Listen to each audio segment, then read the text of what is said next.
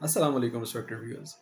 کیا بچوں میں جھٹکے لگنا یا مرگی کے مرض کے ساتھ یا کسی بھی اور مرض کے ساتھ سایہ ہونے کی بات میں کوئی حقیقت ہے؟ کیا میں نے اپنے ایکسپیرینس میں کوئی ایسا بچہ دیکھا واقعی جس کی بیماری میڈیکل کنڈیشن ان ایکسپلینیبل تھی بائی سائنس اور اس میں سائے کا کوئی عمل دخل تھا؟ یہ ہے ہمارا آج کا ڈسکشن کا ٹاپک، اور میں ہوں doctor Muhammad Ramzan Ansari, assistant professor of paediatrics and family medical specialist. بچوں میں سایہ ہو جانا والدین کے لیے بہت زیادہ پریشانی کا باعث ہوتا ہے. والدین شام کے بعد بچوں کو گھر سے باہر نہیں نکالتے، کسی درخت کے نیچے نہیں چھوڑتے، بچوں کو اوپن جگہوں پہ کھیلنے کودنے نہیں دیتے شام کے بعد، کہ کہیں خدا نخواستہ بچوں کے اوپر سایہ نہ ہو جائے، بچوں کے اوپر کوئی ایسی چیز، کوئی موقوف الفطرت چیز جو ہے وہ اثر نہ کر جائے. تو اس چیز کے خوف کی وجہ سے بہت سارے لوگوں کا جو کاروبار ہے وہ چمک رہا ہے. اس میں کوئی شک نہیں ہے کہ جو ہمارے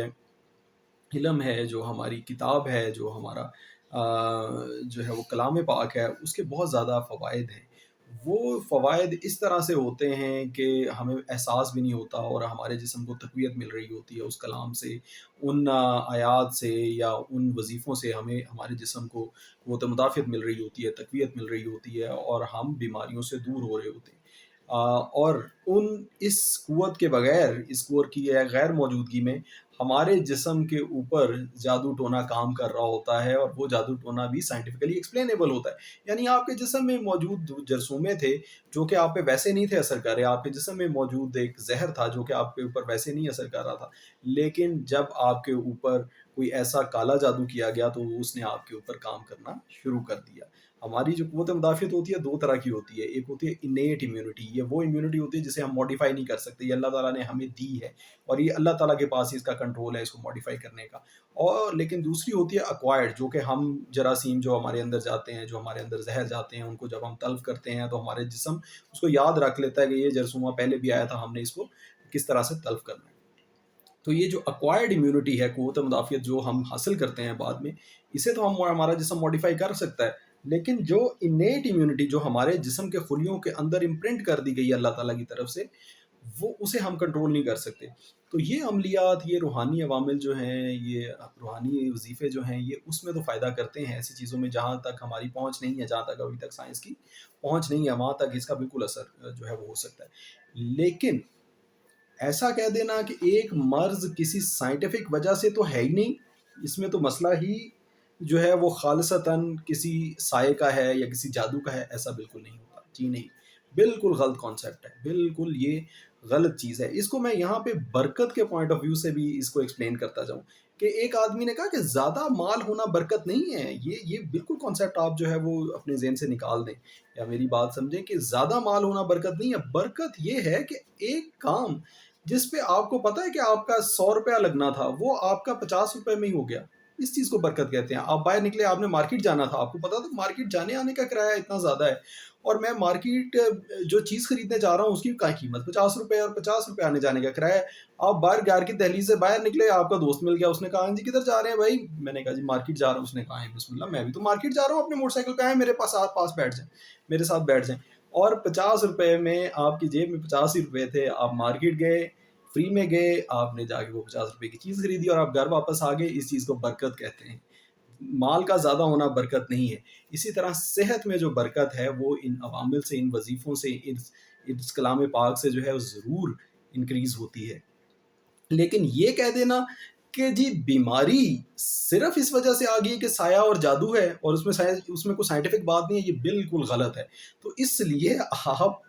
جب بھی خدا نخواستہ بچے کو، بڑے کو کوئی مرض ہو تو اس کو آپ ڈاکٹر کے پاس ضرور لے کے جائیں، آپ کلام پاک ضرور پڑھیں اس کے اوپر. اور میں اکثر اپنے مریضوں کو کہتا ہوتا ہوں کہ کلام پاک پڑھنا ٹھیک ہے، ایک پیر مرشد کسی جو ہے وہ فقیر کا پڑھنا، اس میں اللہ تعالیٰ نے تاثیر رکھی ہوگی، لیکن ماں جس کو اللہ تعالیٰ تشبیہ دیتا ہے کہ میں 70 ماؤں جتنا اپنے بندے سے پیار کرتا ہوں، تو اس کا مطلب ہے کہ ماں سے زیادہ تو اس دنیا میں موجود انسان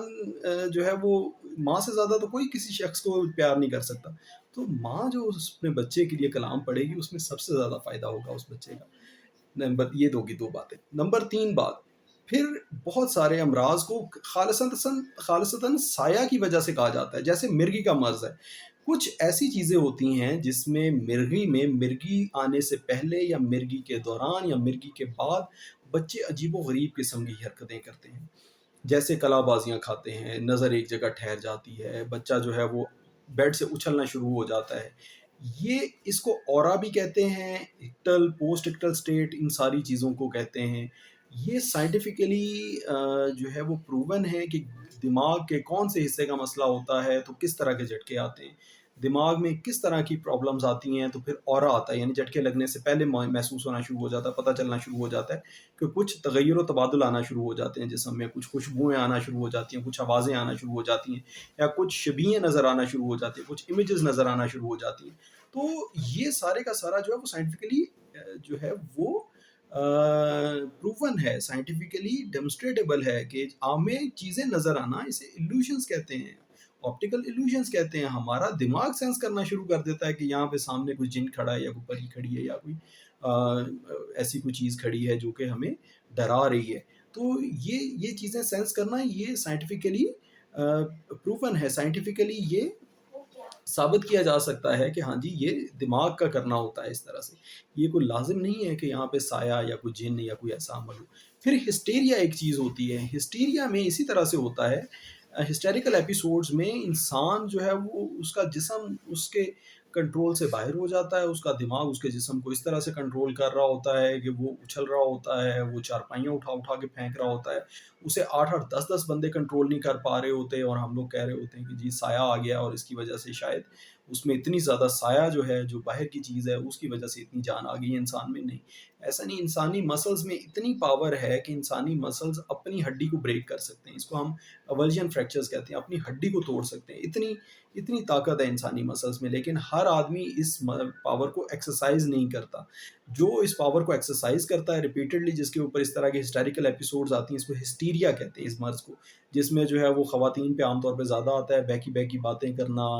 اور اپنے آپ کو بے ہوش کر لینا، مارنا پیٹنا، اپنا آپ کو نقصان پہنچانا، دوسروں کو نقصان پہنچانا، اس کو ہسٹیریا کہتے ہیں یا سائیکوسس کہتے ہیں۔ تو اس میں انسانی دماغ ہی کنٹرول کر رہا ہوتا ہے، وہ انسان جان بوجھ کے نہیں کر رہا ہوتا، کوئی موقوف الفطرت چیزیں، کوئی ایسی جن پریاں نہیں ہوتی جو ایسا کر رہی ہوتی ہیں، بلکہ انسانی دماغ خود کر رہا ہوتا ہے، اور میڈیسنز کی مدد سے اس کے اوپر بہتری آتی ہے۔ اور جو کلام پاک ہے اس کا ضرور سہارا لیں، اس کا سہارا لینے میں کوئی کباہت نہیں ہے، لیکن